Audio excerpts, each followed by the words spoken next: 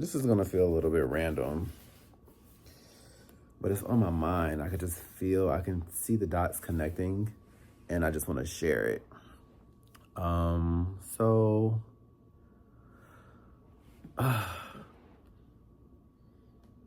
it's gonna bother me that my laundry is open. One sec.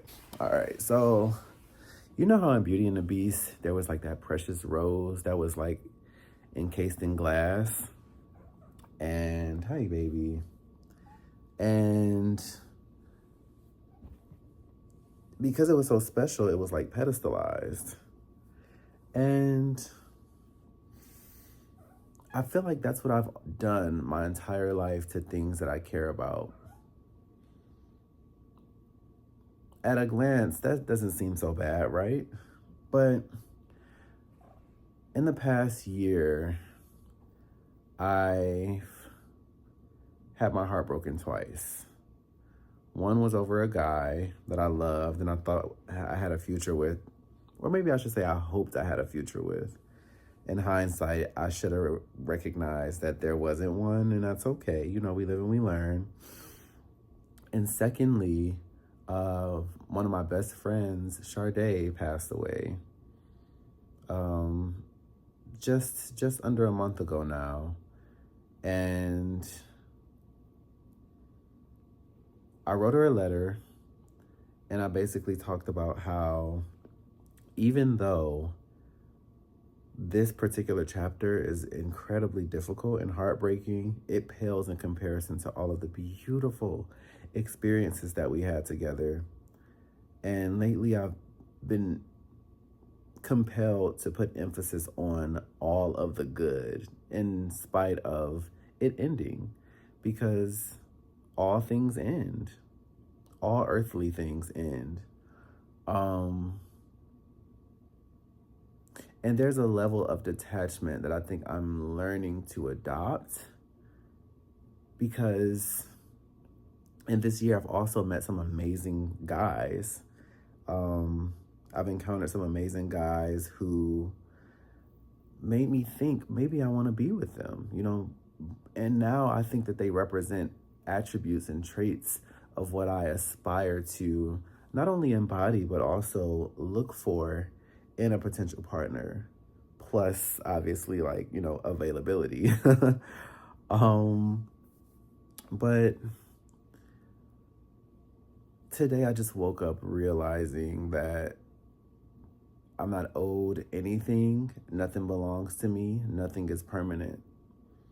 And it's a disservice to myself and my life experience to not enjoy everything as it is and accept when it leaves, whether that be people, friends, experiences. I don't want to put so much emphasis on mourning. And it's not to say that I'm negating, you know, my sadness or my grief. I just think that it's a disservice to let that be the focal point when I've experienced such beautiful things. There are people on this planet who will never have a friend like I had, ever. I know that for a fact. There are people on the planet who will never have been in love as many times as I have. I've been deeply in love. I've cared so deeply for people. And that's a gift. Even if it ended, that it ended is fact in and of itself, that it was not meant to last forever. But it was beautiful, whether it was 6 months, whether it was 8 months, a year, 2 years. For the duration of these things, they were beautiful. And some of them should have ended earlier than they did. But, you know, I think that oftentimes we fixate on the fantasy. We want to build a world around it. We want to put it in that glass, just like the flower on the Beauty and the Beast, right? You know, you want to make it special forever at any cost. And that's just not always the case.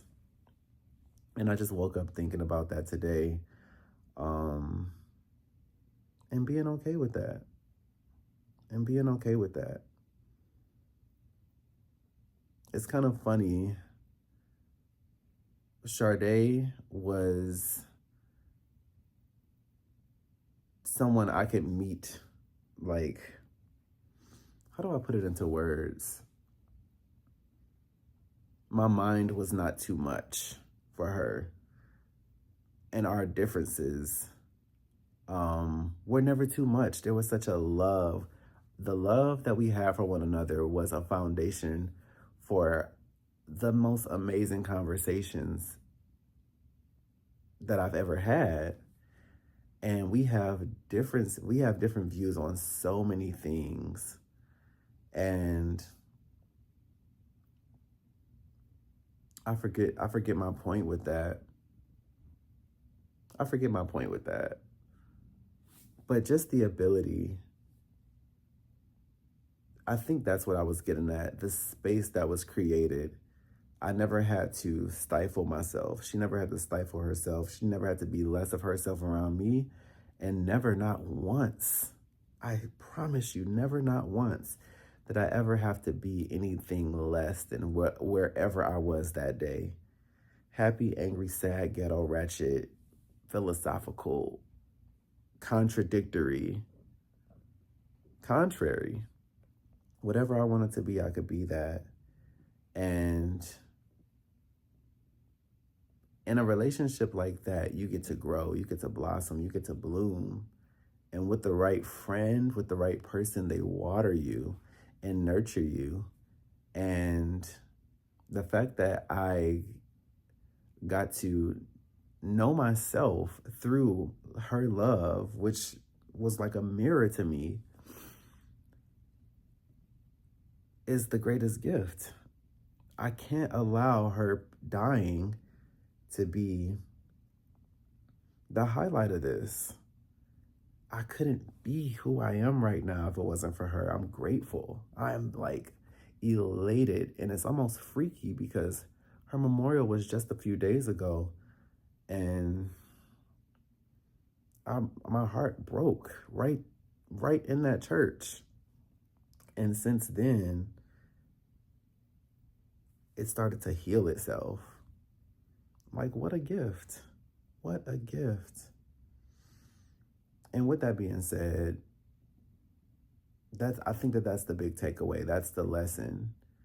Sometimes things end, and if we're not careful, we'll miss out on all the good that came of it, focused on it not going the way we wanted it to go. So that's where I am with it right now. And I just wanted to share that because it's the most unique experience.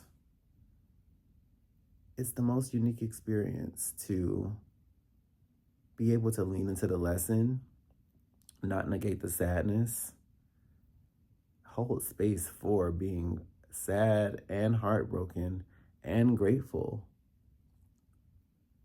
and excited, because I feel like she gave me a gift on her way out. Maybe, maybe it doesn't have to be so horrible.